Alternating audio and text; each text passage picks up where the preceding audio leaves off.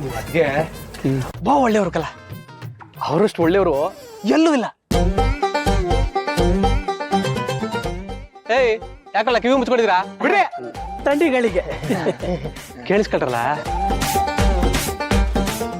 ನಿಮ್ಮ ಅದ್ಗೆ ಬಾ ಒಳ್ಳೆಯವ್ರು ಕಲ.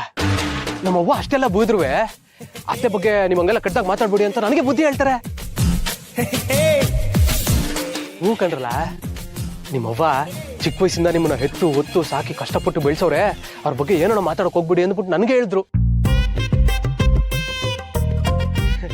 ಯಾರಿಗ್ಲಾ ಇಷ್ಟು ಒಳ್ಳೆ ಬುದ್ಧಿ ಇರೋಕೆ ಸಾಧ್ಯ? ನನ್ನ ಹೆಂಡತಿ ತರ ಹೆಂಡತಿ ಯಾರಿಗೂ ಸಿಗೋದಿಲ್ಲ ಕಲ, ಯಾರಿಗೂ ಸಿಗೋದಿಲ್ಲ.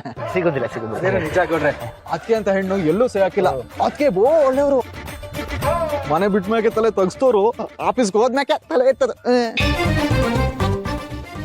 ನೋಡಿದ್ಯಾ, ನಮ್ಮತ್ತೆ ನಮ್ ಲಕ್ಷ್ಮತ್ತೆ ನಮ್ಮ ಮಾವ ಹಂಗ್ ಬೆಳ್ಸೋರು ಅವ್ರನ್ನ. ಒಳ್ಳೆ ಸಂಸ್ಕಾರ ಹೇಳ್ಕೊಟ್ಟವ್ರೆ. ಅವ್ರಿಗೆ ಇಲ್ಲಿಂದಾನೆ ಕೈ ಎತ್ತಿ ಮುಗಿಬೇಕು. ಸುಮ್ಕಿರ್ಲ, ಏನು ಹೇಳ್ತವ್ರೆ ಕೇಳಿಸ್ಕೊ. ಇದ್ರಲ್ಲಿ ಗೊತ್ತಲ್ಲ, ಈಗ ತಡ್ಕೊಳಕ್ ಆಯ್ತಲ್ಲ. ಅಲ್ಲ ಕಣ್ಲಾ, ಈಟೊತ್ತಿಗೂ ಅದಕ್ಕೆ ಕತೆ ಆಯ್ತು.